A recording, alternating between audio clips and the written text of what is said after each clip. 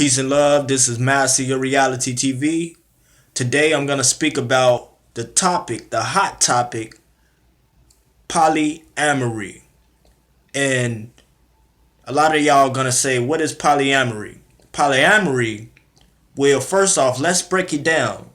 When you're dealing with poly, it comes from the Greek word poly, meaning many, and from the Latin word amor, meaning love. Together you get many lovers, you can say. So polyamory is a discussion, a topic that has been very controversial for the simple fact it means having more than one intimate partner that you are in a relationship with. And many people are rebelling against that concept for the simple fact they feel like, how could a man love more than one person? And I think it applies to women, if I'm not mistaken, as well. How could a woman even have more than one husband? Well, when we look at the traditions behind this concept, it's not a new concept, it's an old concept. It's actually an ancient African concept. Now, there has been many destructive or negative intentions behind utilizing this concept or going into these relationships. Many people have misused and neglected the principles that they must follow in order to maintain the structure of a effective polyamorous relationship. Now, first off, I want to touch on the reasons why our ancestors in ancient Africa, why they used to engage and take part in this concept. And the reason being is because they knew a lot about the cosmos, they knew a lot about nature.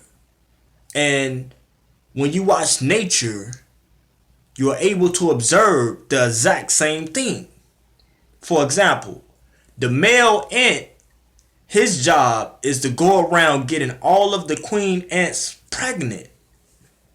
Then also when you look at the silverback gorilla in the zoo or even out in the jungle or the wild, he has more than one wife or baby mothers that gets along perfectly fine. And not only that, you see the lion. He has two wives that get along perfectly fine. Then even on a scientific level, our cells, we have male cells and feminine cells. And our male cells and the feminine cells gather around the male cell in order to make the male more productive. So our ancestors, my assumption would be, I surmise that they observed nature and they saw a better way or a concept that was able, a concept such as polyamory, which will enhance their life as a whole, as a community, or as a civilization from watching nature. And that will be my assumption of why they incorporated polyamory into their traditions. For the simple fact they saw that it benefited the whole. And the reason they was able to maintain this concept is because of this reason. When you are when you are in your higher self and you're filled with divine love, and when you love yourself a whole lot, you're not really insecure. You're confident. When you are self-loving, you are detached. When you're in your higher self, your higher state, you're detached. And what do I mean by detached? Well, first, let me tell you what I mean by attached. When you have an attachments, when you have attachments, you're dependent, which is why you're detached. You don't want to let go. You don't want to accept it for what it is. You don't want to let go. You want to stay attached to it. So that's like you in a relationship with a person and they lead a relationship, and it's like your happiness going with them. So you want them to stay because you are emotionally dependent on them for your happiness. You have attachments to them for your happiness because you are emotionally dependent and not emotionally independent. But when you are emotionally independent, you are detached. So what that mean is that you are satisfied no matter whether you're single or in a relationship. Even if you're not up in a relationship, you're still satisfied with yourself. So you're not dependent, you're not attached, you're detached. So with knowing that, it's like it's like um it's like this. You're gonna be so self-satisfying, so in love with who you are, you're not gonna be intimidated by someone else. You're not gonna be jealous of someone else. Because when we have emotions such as, how you gonna be with this person, how you gonna love that person. Just like I can love my sisters, just like if I'm a parent and I have more than one child, I can love that child, and that child.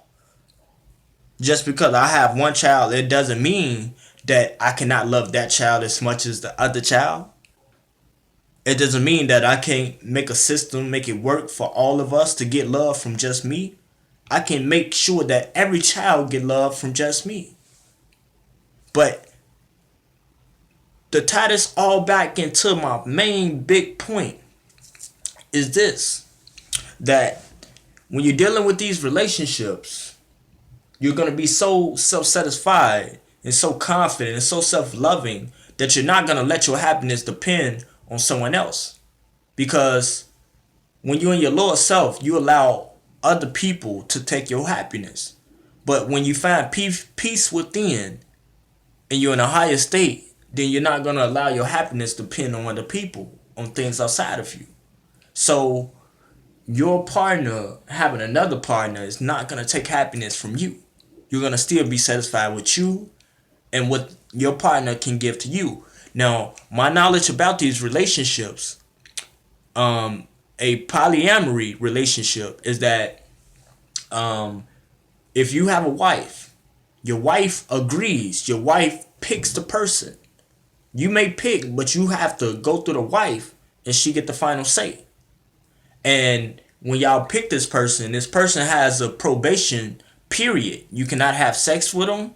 They have to, it's a proving ground. They have to show what they made of.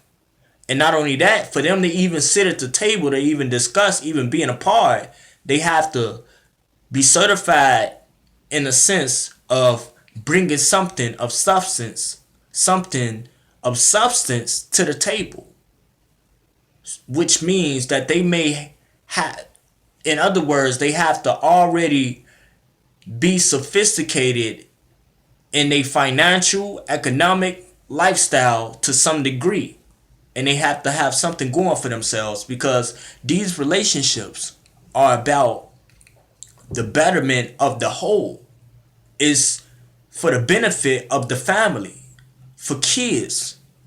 It's not only that, it's the benefit of the community. It's not just to do just because you can do it.